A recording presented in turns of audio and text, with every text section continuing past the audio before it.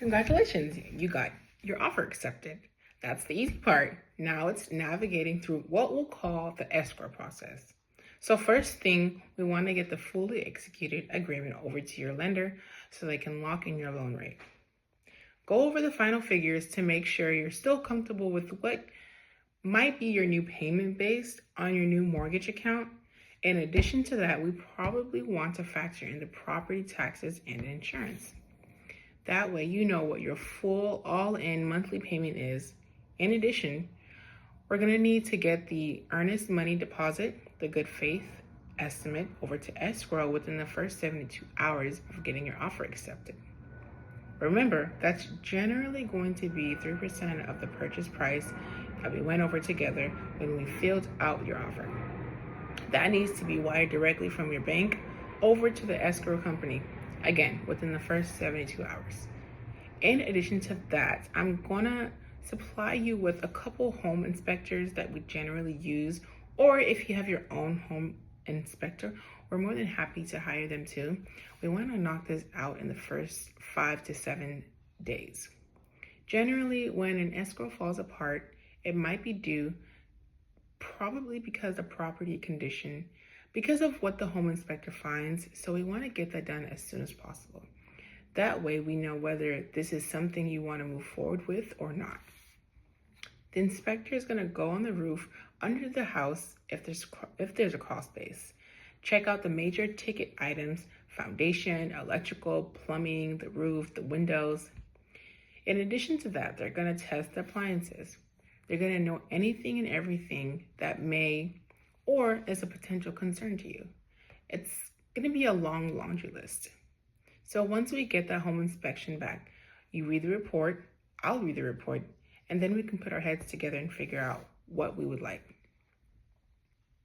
We'll figure out what will ask the sellers to either repair or replace or credit us a specific amount that we can go ahead and take care of the work on our own after the close of the escrow.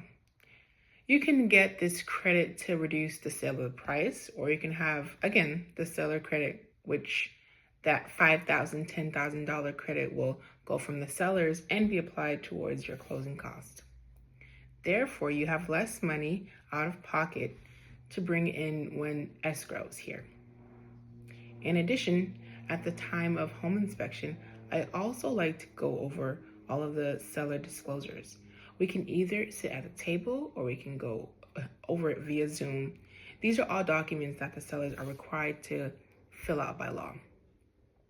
The two common documents that I specifically want to see are the seller's property questionnaire and the TDS, which is the transfer disclosure statement. These are two documents that the sellers have to disclose anything and everything of material facts that you as a buyer would want to know. As an example, it is over an airport or over an airport flight path.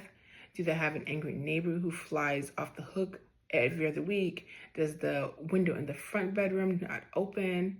So anything that's not operable or there is any challenge with the seller, that should be disclosed. I want to know about that. That way we can make our home inspector aware of it so they can go ahead and further evaluate it and note it on the report. So not only do we want to do the home inspection, we also highly recommend a termite inspection where we'll have a pest control company identify if there's any dry rot or termite infestations. If they find droppings with more than 3 locations in the perimeter of the house, they may recommend a few negotiations. This is negotiable, either a buyer expense or a seller's expense. It's completely negotiable, and a good thing for you to have me in your corner to negotiate that on your behalf. The other inspection I would highly recommend is the main drain outline.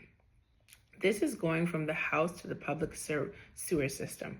A lot of the times, if people have not redone that piping, it's a small pipe like this over time, and the hole starts to close up. There's also trees and roots that tend to go through these pipes as well. So if the homeowner has replaced it at some point, then you're probably good. If they haven't, then it happens. These are the main lines that back up into the house, and that's what we want to avoid.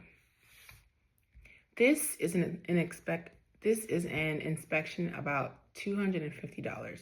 They're going to put a camera down the pipe to see what they see, make sure that it's clear and free and that there's no future challenges and that we have any other concerns.